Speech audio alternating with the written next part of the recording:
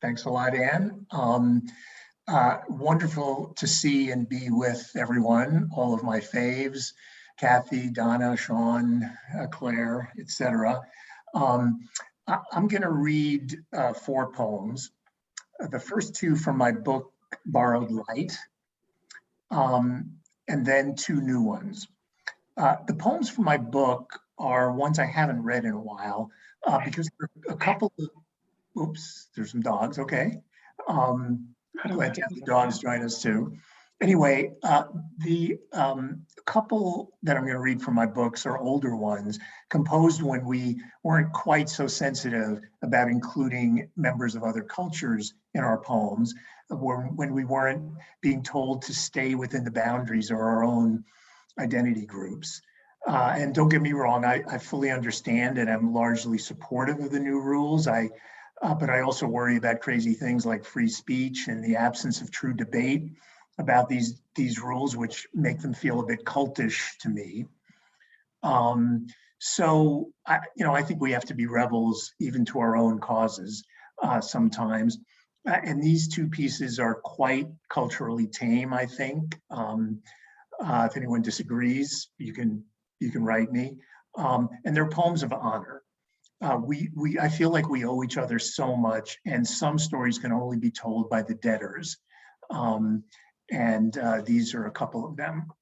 Okay, enough of that. This first poem is about my admiration as a teenager back east for the jazz great John Coltrane.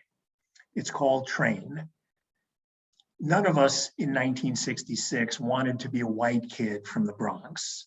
So I rode the subway down to hear the man who might make me cool. The gas bags claimed he played higher math. His friends said he practiced like a guy with no talent. This cat who told Miles that once he got started, he didn't know how to stop, yet could start anywhere, like with raindrops on roses, drive past the ghost town of pride, then bring you back safe to some other home. Such a sweet tooth that his horn was often clogged with sugar. Such a soft touch that he packed binoculars to look for stars where you couldn't even find the moon. A Navy man, like my dad, saint of a church in the city where I moved to live. That night at the Vanguard, he blew in tongues, 2 hours straight, one song, ended on his knees, dropped a stitch I can still pick up or use for grip in any ditch, on any ledge.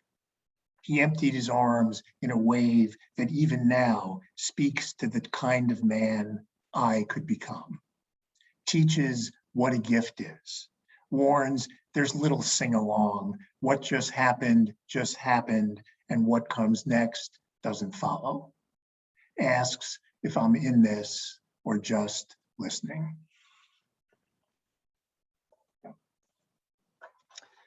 The title of this next piece is Caravansary, which is a place where caravans come to rest. And caravans, I thought when I wrote this, were an interesting metaphor for immigrants, which both of my parents were. Their journey ended in a senior citizens facility where they were supported by immigrants from another time and place. Caravansary. My buddy asks why they call it independent living, and then answers his own question, because it's not. About 100 geriatric women and 7 men are figuratively connected by yards of yellowed plastic tubing propagating from hissing oxygen tanks like a root system they dragged with them from the old country to yet another barren passage. A man from Oaxaca trims hedges in 2 feet of snow. Half-solved jigsaws splay in dust on card tables. Tootsie is in the social hall for the 5th time this month. A Matagalpan woman slips a brownie into a widow's beaded purse. Sitter size, story time, something hurts every day, and there's no bazaar at the end of this slog. though two grizzled girlfriends parade the latest walkers as if shopping underwater for what they cannot say. A mason from Micho helps a grandma from Yonkers make a solitaire move on a Rococo tray in her bed.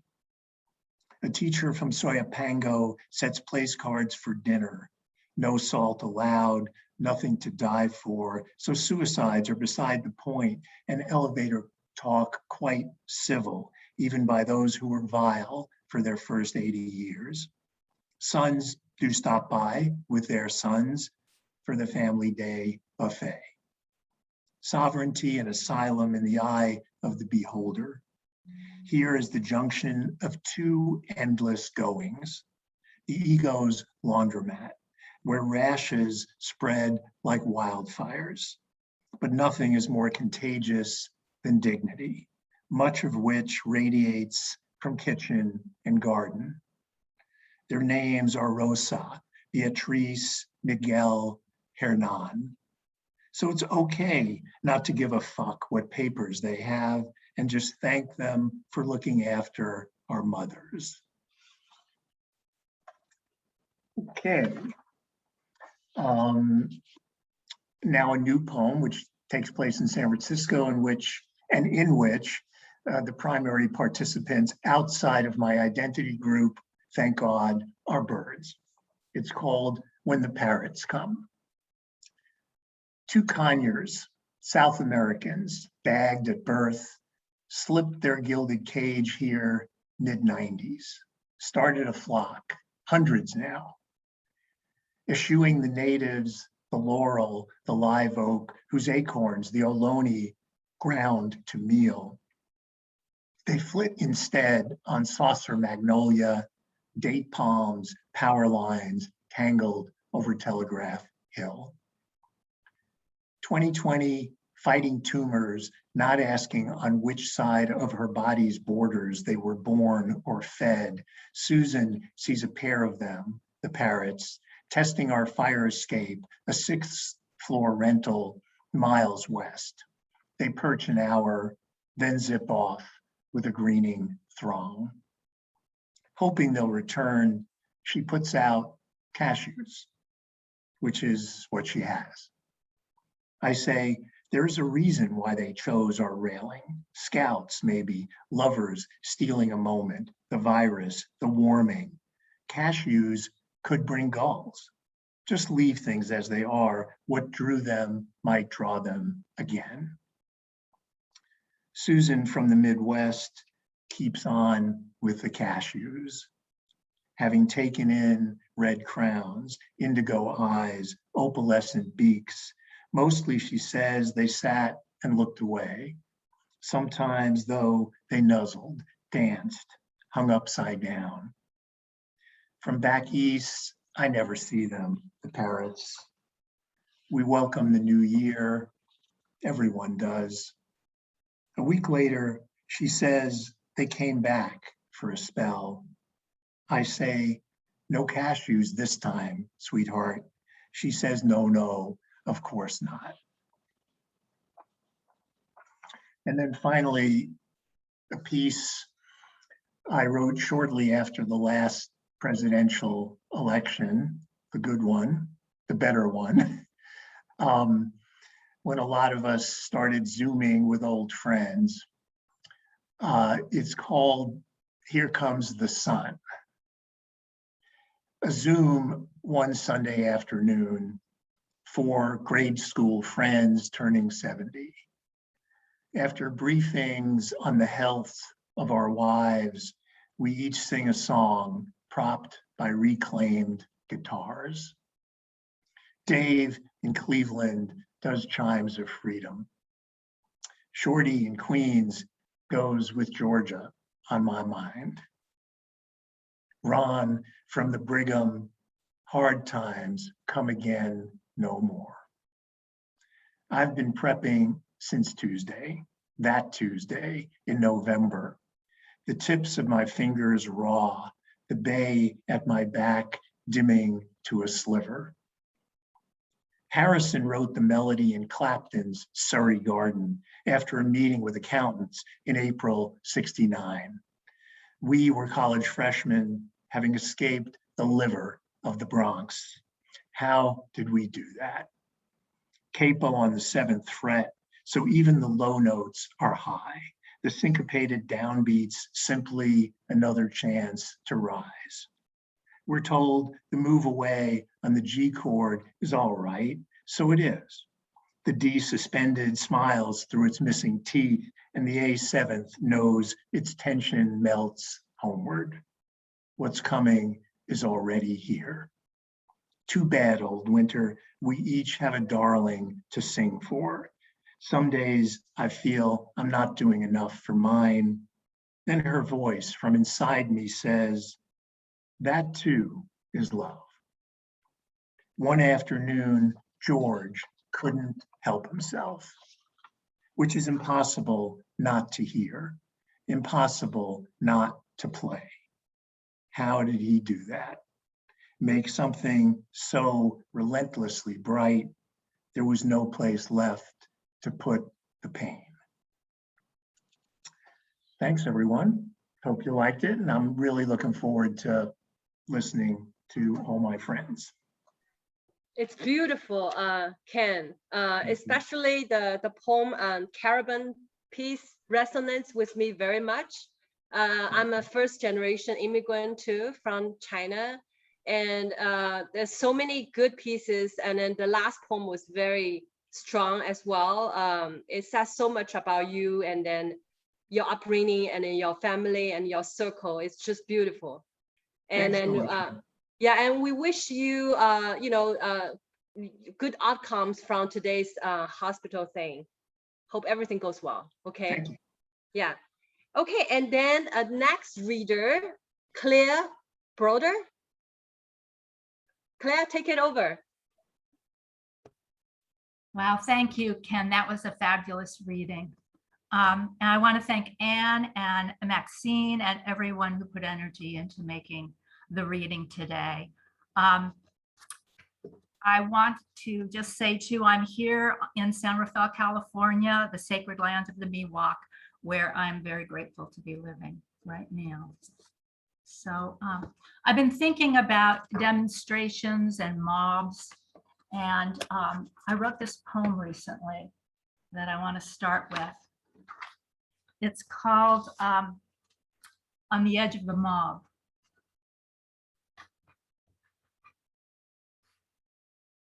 I hung back in Sproul Plaza on the crowd's edge, finally lifted, blown like a veil of mist over Telegraph Avenue, where I hovered in the mob center, swept up by angry shouts that matched the smoldering inside my heart.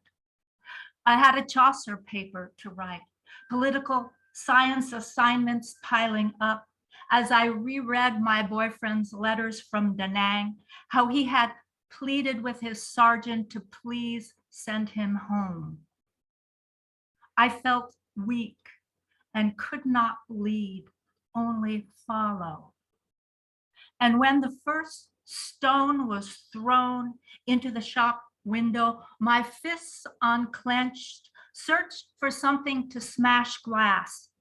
I wanted the president to wake up, to feel Steve's suffering, my suffering, and send him back to me.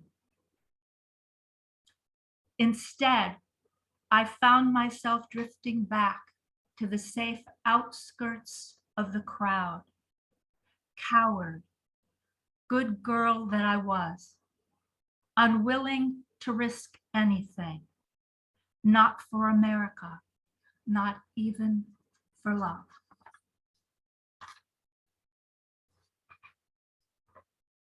This is a poem that was published years ago in the Marin Poetry Center anthology. It's called Moonlight Only Falls to Rivers. Moonlight, we could not be moon, not tree. We only fall like the reach of time. Moon tree, fall to river light, fall to moon time we could not be tree then, felled by time's river bled, the wet moon.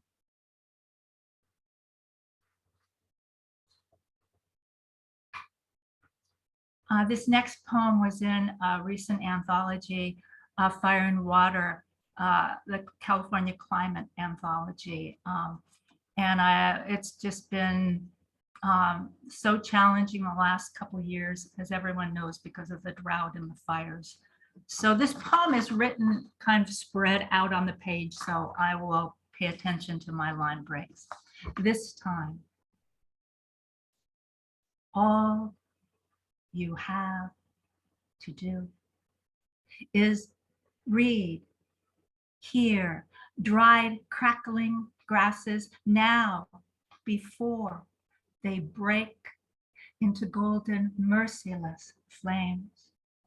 Then gather your box of important papers, pets, devices, and head for open space before trees, buildings crash down and around you, thinking this is a movie, really, a drama, a dream, but it's life now, your life on this flooded, burning planet. So many crowded together, flaming, floating loose inside. From anger, greed, and pride, and this time we will not escape suddenly. This time we must hear each other or die.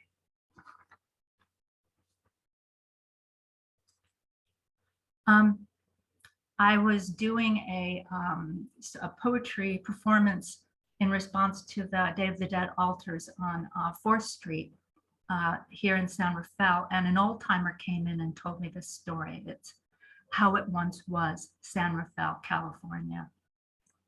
He said, right here on 4th Street, 100 years ago, you could look up and the whole sky was solid with birds. You couldn't see a spot of blue anywhere, only row after row of wings beating above you in the great darkness of the living world.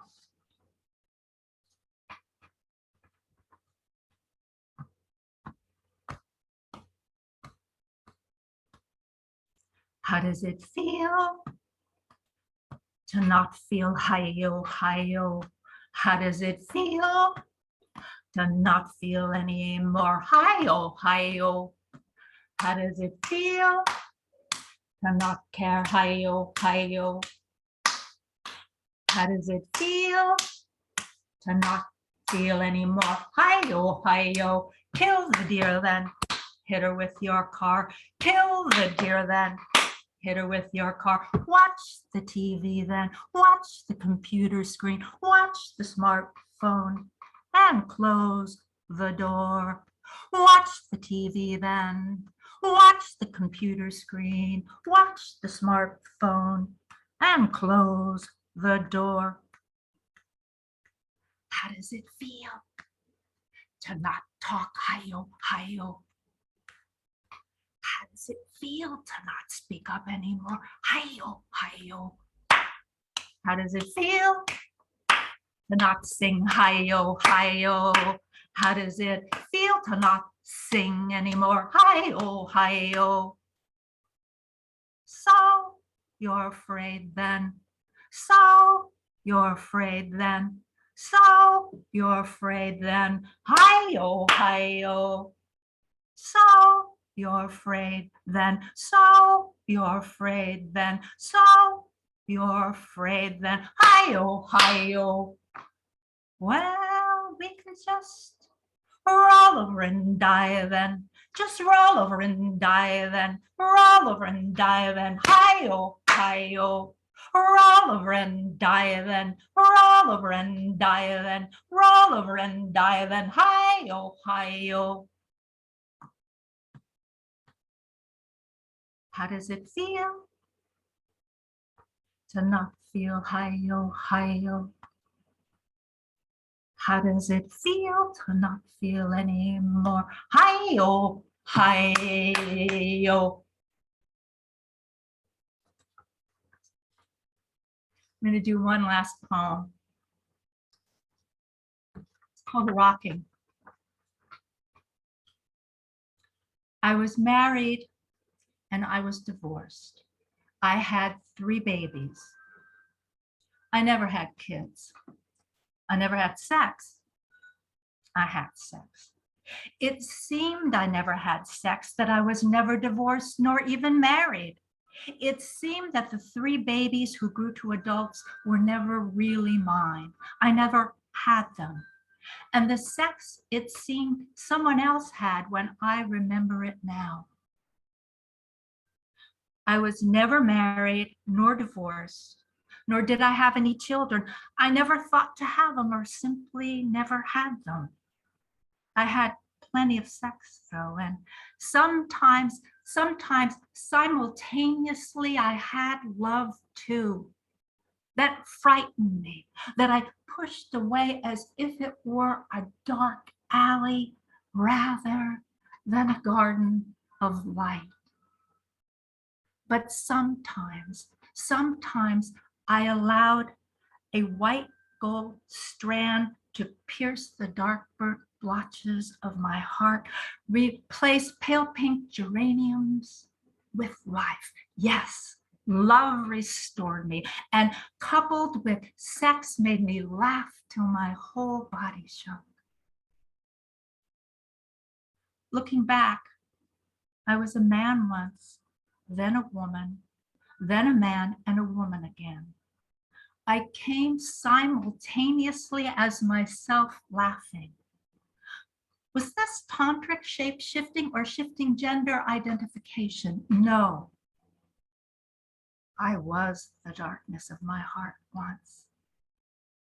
Then great rocking laughter of light. I was the baby and the mother at the same time.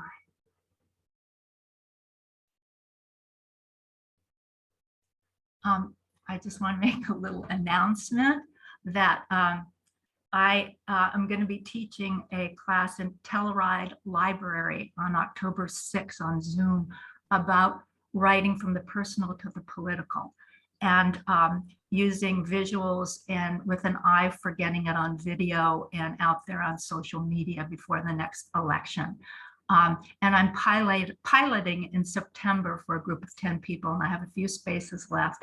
And if you're interested in being part of that group, it's sort of an experimental 2-hour workshop. I'm at claireblotter.com, and let me know.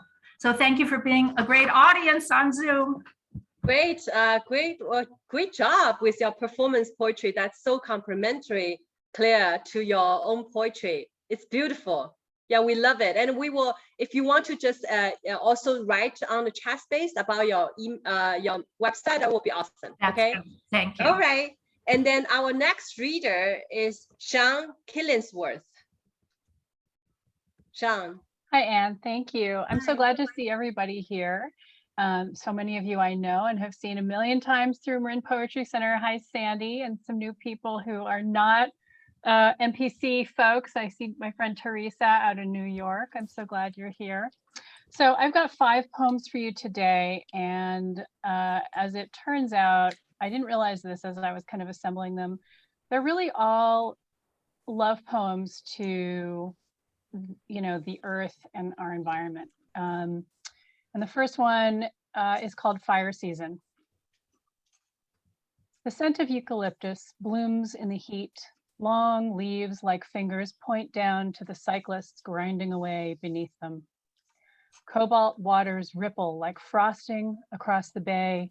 You'd never know about the deadly undercurrents from the beauty on the surface. A hill furred with dry yellow grasses caught fire yesterday. To live here, you must get comfortable with risk. The reservoir is too low. So many creatures will die this summer.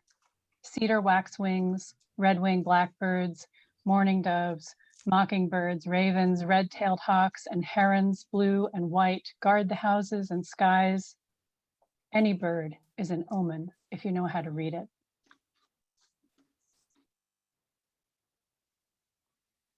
This next one is called Existential, and I stick a number 1 at the end of it because there's another one right after it that's also called Existential.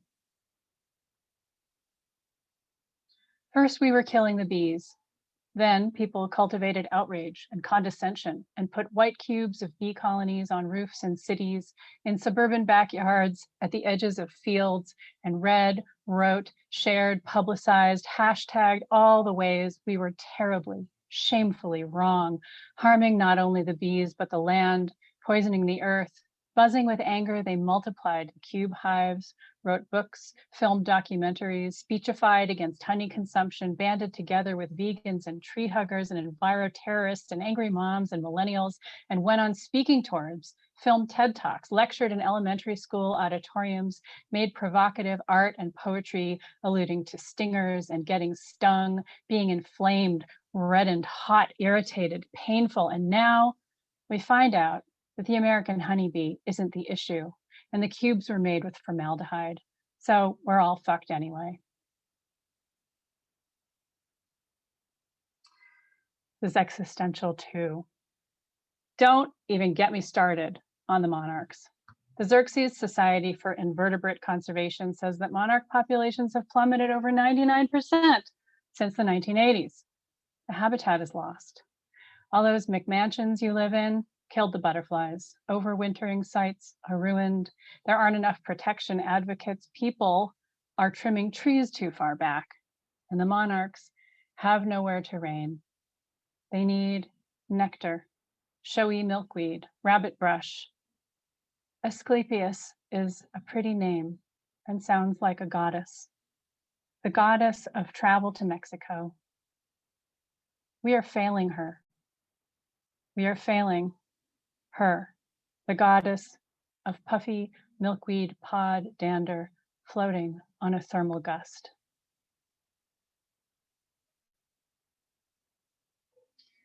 The next one is shifting from California over to the East Coast where I grew up.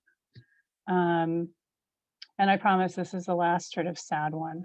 I will end on a happy note, I swear. In a place where everything I loved was juicy and brimming with sap, the phlox and the foxgloves waved beneath forsythia, feather-armed hemlocks guarded the shade garden, studded with purple-flowered hosta and a little stone bench where you could sit and watch rabbits edge in from the woods, downy brown rabbits that nibbled the rhubarb and lettuces down to nubs despite a border of marigolds, where I learned to hide and find myself, in a place where our cats stalked voles hidden under daffodils and ferns, and the grass gleamed like emeralds in the sunlight. My mother knelt and did her work, working her hands in the soft soil, sending nitrogen and compost and love and patience into the roots of everything growing to make sure all of us, even the pill bugs, survived after she was gone and buried.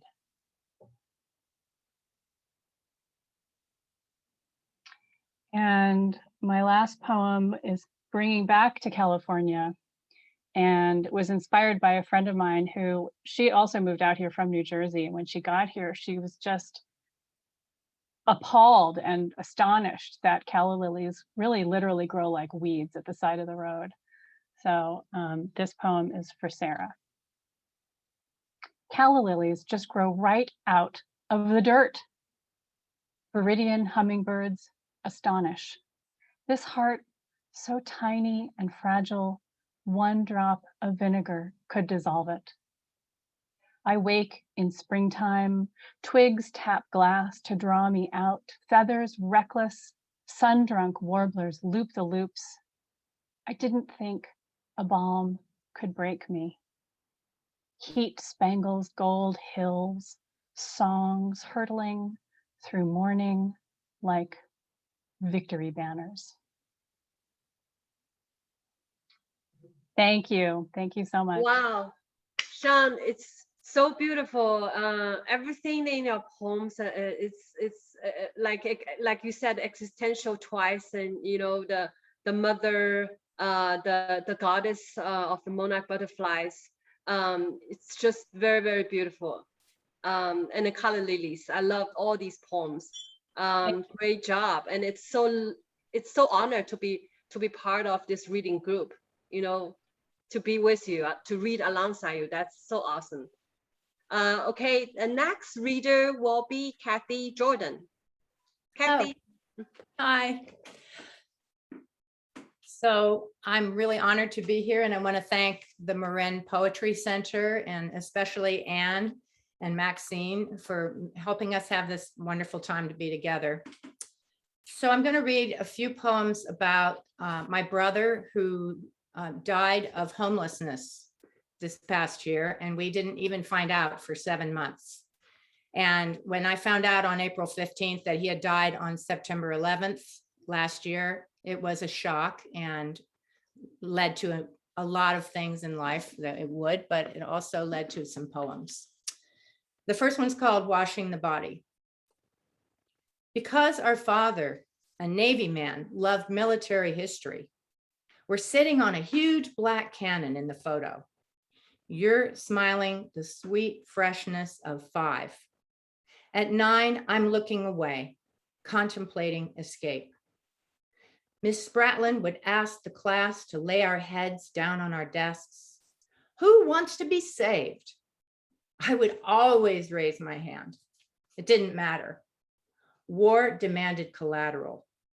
Our parents paid one ransom, I another.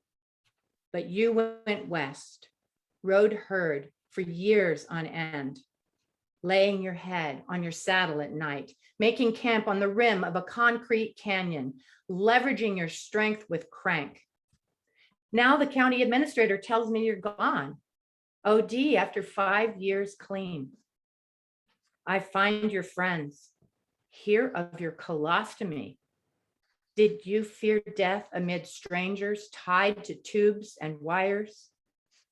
Today, I bring you home to a house you've never seen.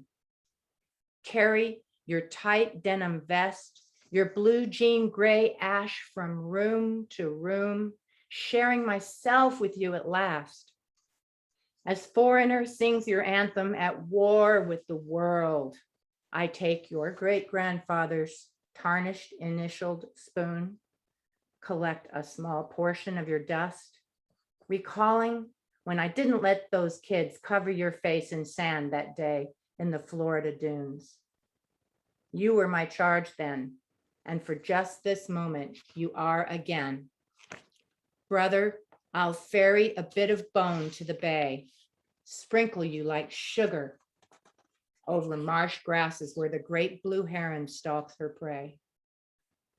Where you died the way you lived, away from epaulettes and cannons, away from pain you in the end rejected. Unfused, a particle, a wave.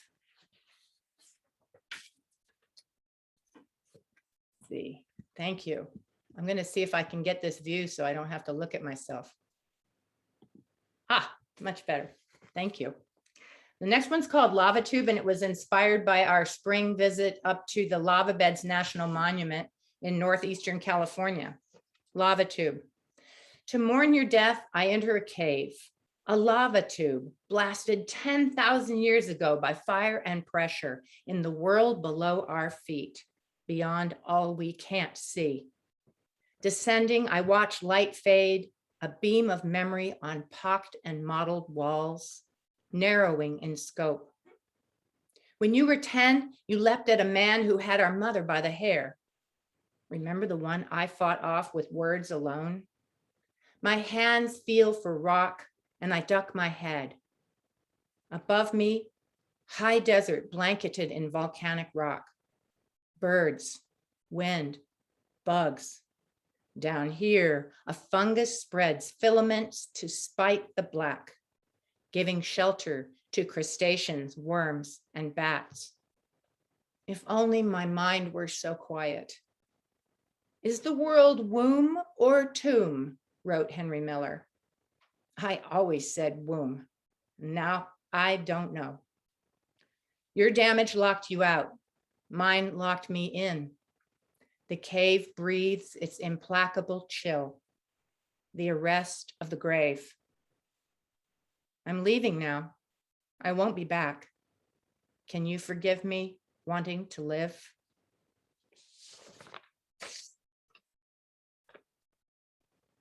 This next poem has a title that needs a short explanation.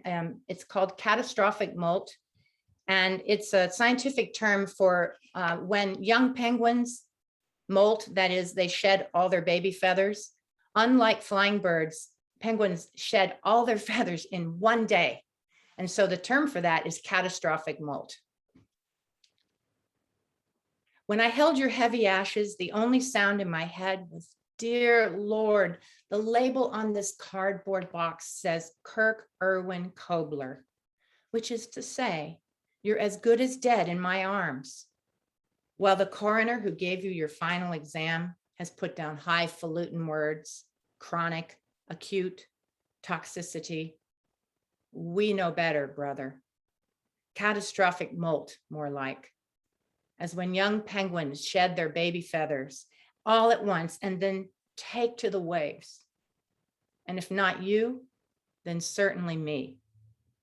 So let's go down to the sea to find the star tulip, Calicoris Tolmier, which only blooms on fire-scorched earth and might be seen once in a life on the day you lose every feather. Thank you. This next poem is called White Flag. I walk by the shore, seeking the trail that leads into wild marshes where you made your stand for 30 years. It's the path the homeless made, known to me, yet never taken. Bike tracks in the dirt. People still camp out here. I wish our lives had been different. Because of war, you ventured into water too deep for me to follow. Now I'm looking for a way to the tidal stream. Green pickleweed sponges underfoot as I climb down to brown mud. I remember when you wrote, "Tell me what trust is tomorrow, okay?" As if I knew, as if you didn't from the dearth of it. We were 12 and 16. After reading my poem, I began pouring, singing to the gull that has appeared like a vision, hovering quietly above as wind bears your dust into sky.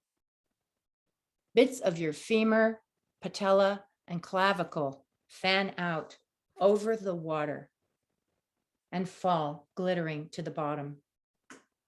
When it's done, the gull seems to know and disappears. On the bank, with my binoculars, I look for you. Find a white flag of bone lying just below the surface. Thank you. So my last poem is a bit of change of attitude. After months of those kinds of poems and thoughts, I had a different vision. And it's called Words for the World. My stories will change this year. Instead of Pippin, cat who lost an eye, it'll be Captain Pips who sallies forth of a morning in search of puddles to sip and kibble bowls to plunder. Should my father's sad face appear, well, there he is, whooping at the wheel, flying through a red traffic signal. Memories of my brother living in a hovel of wet rags and rusted appliances will move me to pick up the guitar, sing Little Joe the Wrangler, Tex Ritter's tune about the young cowboy dealt a bum hand in life. When my kids weep at the passing of 2 grandparents in 1 week, I'll hear my Salvadoreña amiga saying, "Ay, así es la ley de la vida." Such is the law of this life. And if I look for my mountain out the window and find a wall, I'll look out a different window at the buckeye tree, its limbs widening into sky. Perfect globe of symmetry. God's brain illuminated in underfog glow, teaching me words for the world. Thank you so much.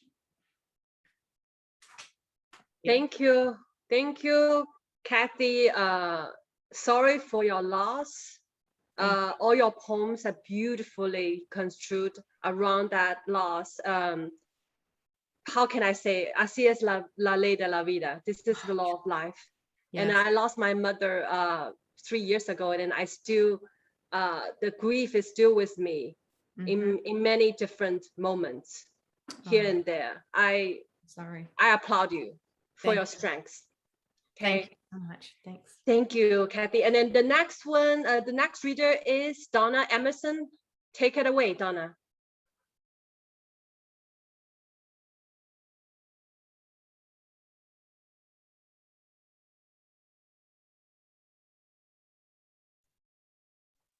Okay. Okay, thank you. Good afternoon. I've been holding my breath listening to you all because I'm very moved by all the poems today.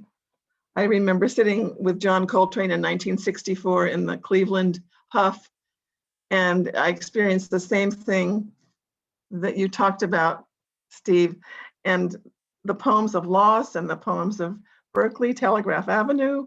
I was on the corner of that crowd when I transferred to Berkeley in 1964, and Mario Salvia was on the Sproul Hall steps, and I didn't know who he was. So every poem that I've heard today has really touched me. Many of my poems are going to be different in that during the pandemic, I could not write about the pandemic. I could not write about the horrors of it or the losses that we encountered. I tended to go to nature and music to have some comfort. So those are the poems that I will read today. I'm in Petaluma where we have lots of cows, but not as many as before because the cow herds have all been culled because of the drought. So the farmers don't have the cows we had last year. The first poem then is called The Cows on Our Street. 7 cows lie in the sun at the end of our street, beside the red barn. Black Angus, caramel-colored Jersey. They ruminate and loll in earth's warmth, accustomed to me being there on the fence. The creamy one I call Buttercup sniffs toward me, then rotates her head as if to give me her full view. She's pooched out, expecting a calf next month. When I return 2 hours later, the herd stands up the far hill, grazing. They go there to eat greener grass. Their going allows me to go too, until Buttercup's bell sounds and they form a line to the barn. Cows running downhill, the calves kicking up their heels, my favorite part.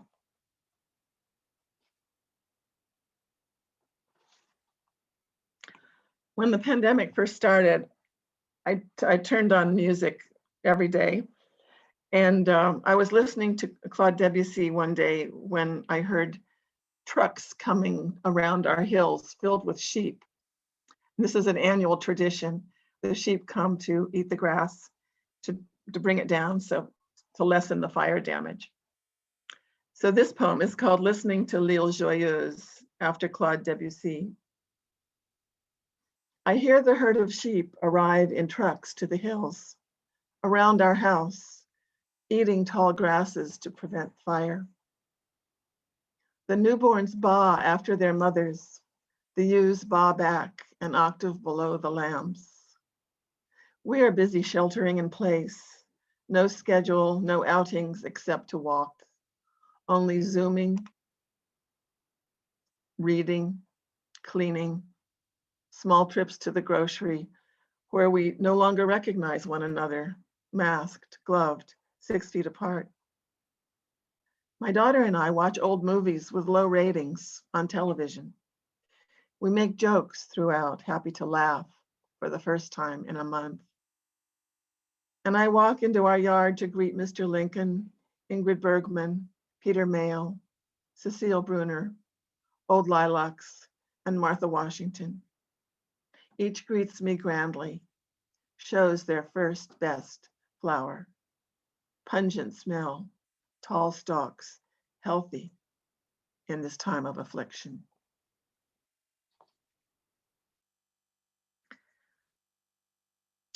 This was one of the last poems I wrote about my father.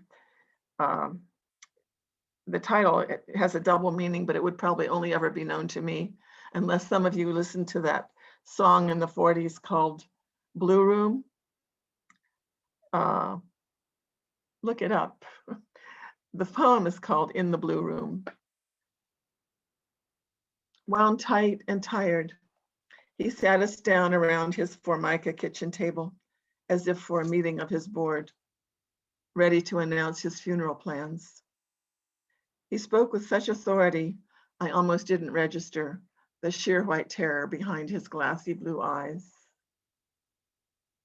Then tucking him in after his first surgery, alone in that blue cold room, no nurse nearby, he whispered, fingers reaching my wrist, I think I'm gonna beat this thing, honey. The doctor would tell him the next day what he had just told me of the oat cell cancer and 3 months to live. But Dad's boy hope bloomed like a balloon that glowing night, bouncing around his room for the last time. It's good to see you happy, Dad. We'll take this one step at a time. We squeezed hands. I'd never tucked my father into bed before. I folded each corner the way he taught me, military style. Pulled the cloth as high as it could go, firm against his big chest, lingering over the cotton.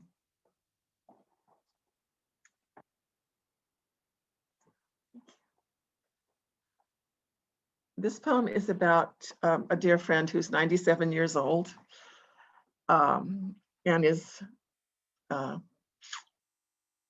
probably in her last year of life.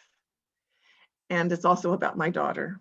The first is Virginia, who's 97. The second is Juliet, who's 22. And this is about a visit we shared admiring the Ohio River.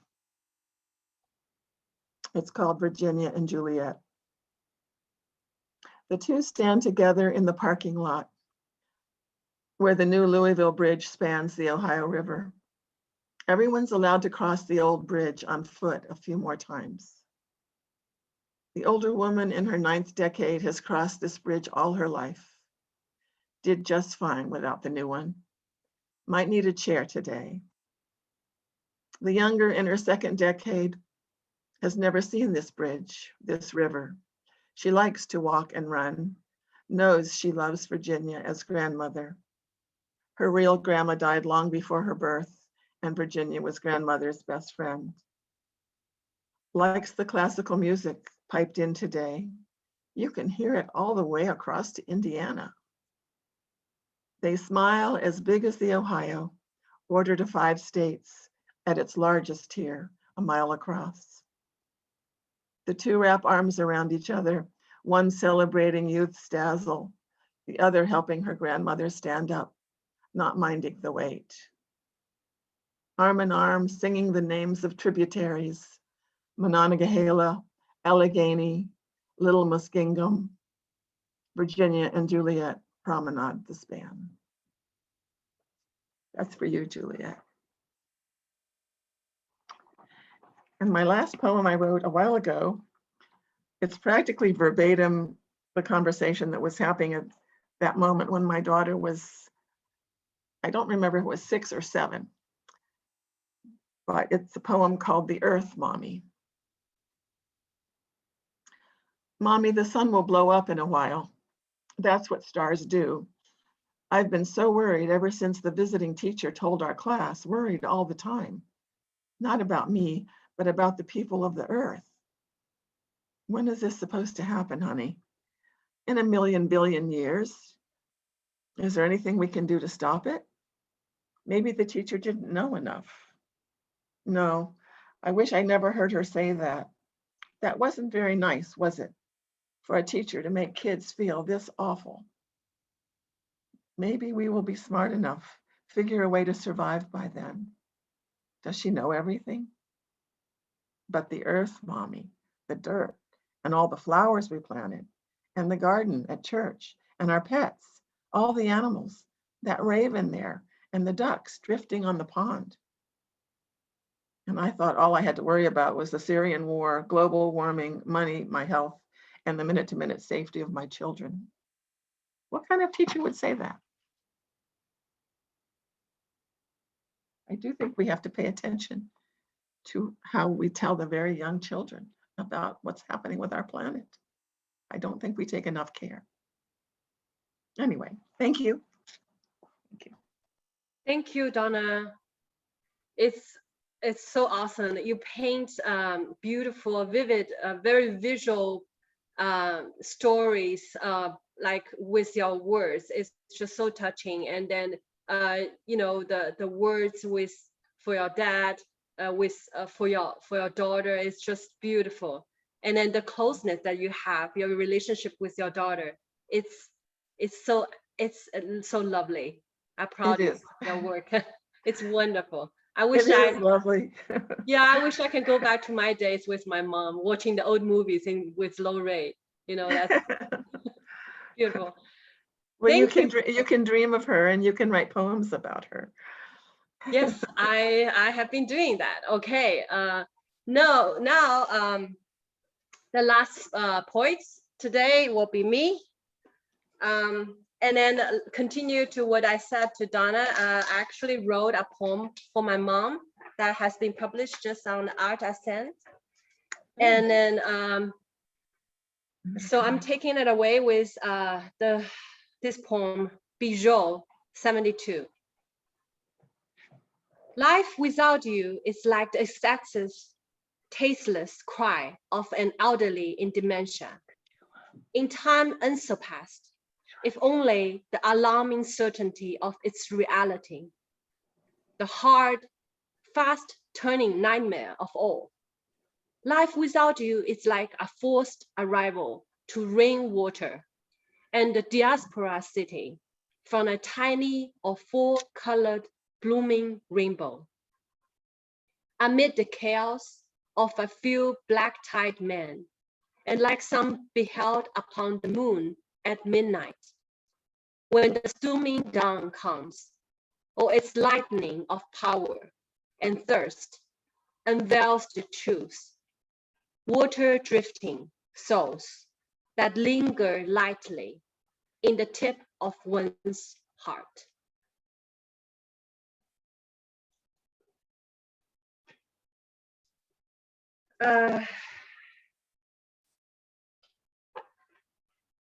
I came a little unprepared because it's a last minute change, but let's do this one. I have another two poems just published on her words, entitled 1128. 100 of them or more.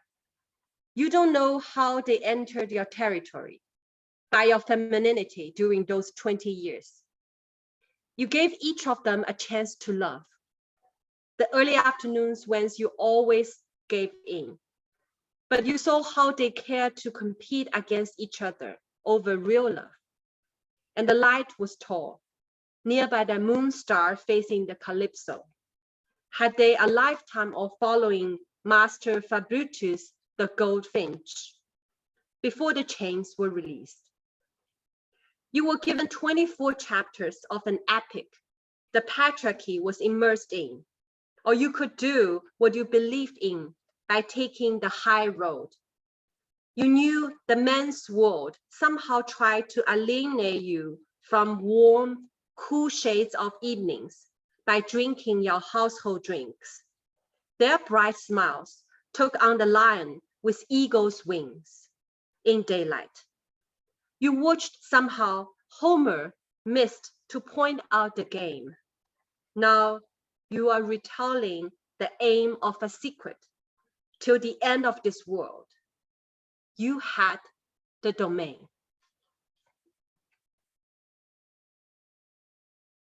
Here's another one, also published in the next to each other. It's a persona poem as well, called A Scenery in Colors. Won't it be thinkable to separate you from your zodiac predictions?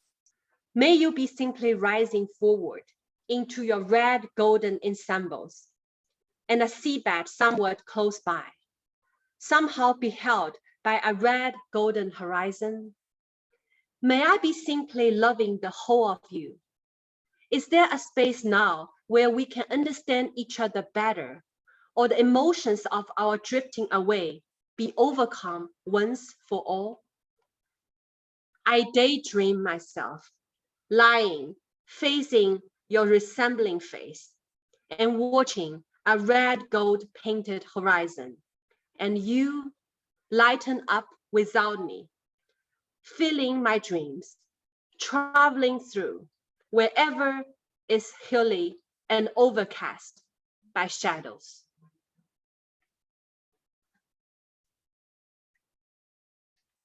And here's a short one. It's called Starlight, Moonlight, Twilight, and Sunlight on Stump. A clapping, looming almost like rebirth, and following through a mirth, a smile, a jiggle.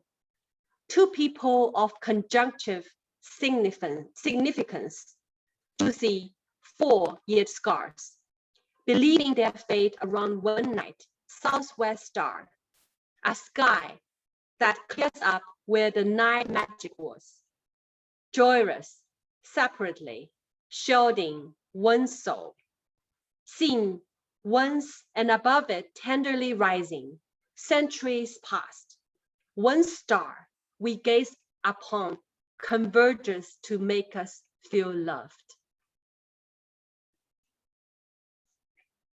And I have a newer poem that I've been working. It's like a ekphrastic poem. It's called Staring at the Dark After Thunder. It's inspired by The Rear Window by Alfred Hitchcock. The light rain is full and drizzling. Never again you could sense the narrow, distinctive line between the love and hate in a marriage. Turn off your lights. Vast of your neighborhood is still asleep. The shining of the devil is unveiling slowly, dirt sold by a dozen households. The city is not an undisclosed, blunt accomplice. The sun, drowning, has become a dark mouth to the sea. Before it's dusk, it is the mastermind of humanity. For you care so, square as an cinephile, you twist your legs until the end. And the last poem is inspired by The River Village by Tu Fu, a Tang Dynasty's poet. It's called The Sky Lodge. The sky takes a stretch and overlaps the lodge with its wind. That short winter, the matter and preoccupations of the sky lodge are crowded and nimble. The gusts for whom reside in the attic travel as they become. The crowds adjacent the sky lodge juxtaposed. They mingle one another and are overrun by cosmos. Our old selves scribble a calligraphic poem on them. Our French bulldog chases the goldfish in her imaginary pond. We are aging steadily, and our best bets are ours. Beyond this, what better we strive to live?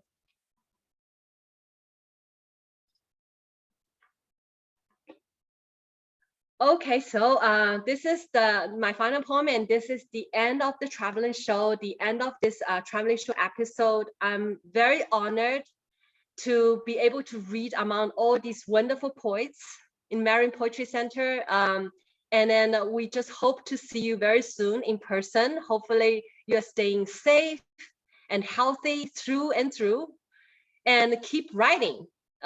These last 6 episodes we have had with you guys are so overwhelmingly rich, enriching our soul, enrich our down times during during the time we are memorizing, we are thinking of grieving for our lost ones. So it's enriching to have you as a community, to be part of this wonderful, wonderful group of people, so talented people. Okay, and thank you. And then bring in more friends, and then let them to join our beautiful, beautiful Marin Poetry Center. Okay, thank you, everybody. And then you can all unmute, and then we'll just take away from there. Thank you so much. Thank you. And look forward to seeing you all.